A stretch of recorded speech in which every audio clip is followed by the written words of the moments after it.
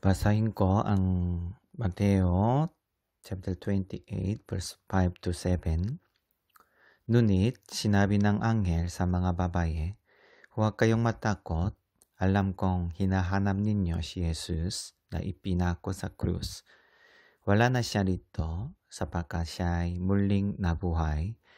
Kaya ng kanyang sinabi, halikayo, tingnan ninyo ang pinaglibingan sa kanya. Magmadali kayo at ibalita sa kanyang mga alagad na siya ay muling nabuhay. At papunta na siya sa Galilea, makikita ninyo siya roon. Iyan ang balitang hatid ko sa inyo.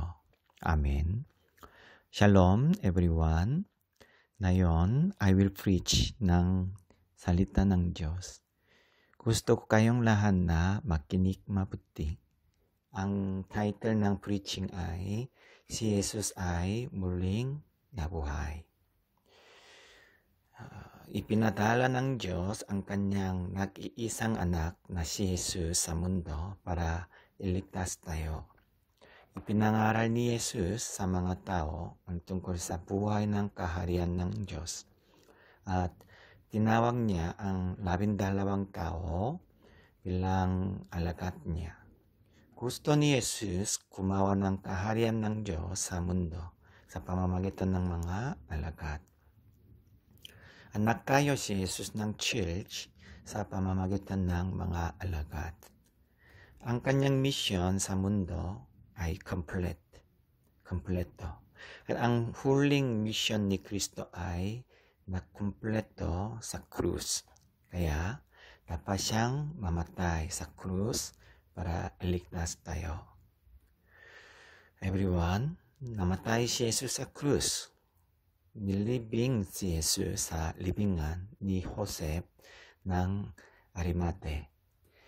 Nalungkot ang mga tao na nang mamahal kay Jesus. At ang mga alagad ay nakalat dahil sa takot. Tila natapos na ang kanilang pag-asa. Pagkatapos namatay si Jesus, sama-samang nagpunta kay Pilato ang mga punong pari at ang mga pariseo. Sinabi nila kay Pilato, Mateo 27 verse 63 to 64, na lala po namin na sinabi ng mapagpanggap na iyon noong siya ay nabubuhay pa, na siya ay muling mabubuhay pagkaraan ng 3 araw. Kaya papantayan po sana ninyong mabuti ang libingan hanggang sa 3 araw. Pagka pumunta doon ang kanyang mga alagad at kunin ang pangkayat. Pagkatapos ay ipamalitang siya ay muling nabuhay. Ang pandalayang ito ay magiging masahol pa kaysa una. Amen. Kaya tinanggap ni Pilato ang kanilang kahilingan. Kaya binantayan ng mga kawal ng Roma ang libingan ng 3 araw para hindi malapitan ng kahit sino. Maging 1 araw na sinabi ni Jesus sa babangon siya muli. Everyone, maaari ba kayo mabuhay muli? Walang taong maaaring mabuhay mula sa kamatayan. Anong nasa isip ninyo na mabubuhay muli si Jesus? Naniniwala ka ba talaga sa muling pagkabuhay ni Jesus? Sa palagay mo ba ang salitang biblikal na nabuhay na muli si Jesus ay ang tunay na salita? Wala pang tao sa mundo na nabuhay muli. By the way, naniniwala ka ba talaga sa sinasabi ng Biblia na si Jesus lamang ang nabuhay muli? everyone. Linggo ng umaga, nagkaroon bigla ng lindol. Binuksan ng mga anghel ang pinto ng libingan at nakaupo sila doon. Hindi makagalaw ang mga kawal dahil sa takot, kaya nakatingin na lamang sila. At ang mga nagpapantay sa libingan ay napilitang tumakas. Di nagtagal, 3 babae ang dumating sa libingan ni Jesus. Nakita nila ang pangyayaring ito. Nakita din nila ang mga anghel. Sinabi ng anghel sa 3 babae, "Huwag kayong matakot. Alam ko na pumunta kayo dito para makita si Jesus, pero wala siya dito. Siya ay nabuhay muli. Tingnan ninyo ang libingan. Wala siya doon." Sinabi ng anghel. Sabihin ninyo sa ibang mga alagad ang balitang ito. Everyone, anong ibig sabihin nito? Bumangon si Jesus. Nabuhay muli si Jesus. Tama? Kaya, sabihin mo sa tabi mo. Tumakbo sila para ibalita ang balitang ito. Sa oras na iyon, nang tumakbo sila, narinig nila na may tumawag sa kanila. "Kumusta kayo?" Siya ay si Jesus na nabuhay muli. Lumuhod sila sa harap ni Jesus. Nagtakbo sila at nakita nila ang nabuhay na si Jesus. Everyone, sabihin mo sa tabi mo, "Kumusta kayo? Shalom." Isa pa, "Kumusta kayo? Shalom." Sabihin mo sa tabi. Sinabi ni Jesus sa kanila, "Huwag kayong matakot. Humayo kayo at sabihin niyo sa ibang alagad na pumunta sa Galilea. Makikipagkita ako sa kanila sa Galilea." Kaya pumunta ang mga 11 alagad sa Galilea. Nakita nila si Jesus na buhay sa Galilea. Nakita ng lahat ng alagad si Jesus. Everyone, pumunta si Jesus sa mga alagad na takot at sinabi niya sa mga alagad, "Ang kapayapaan ay sumainyo." Ito ay shalom, shalom. Sinabi ni Jesus sa kanila, "Shalom." Basahin natin Juan chapter 20 verse 19.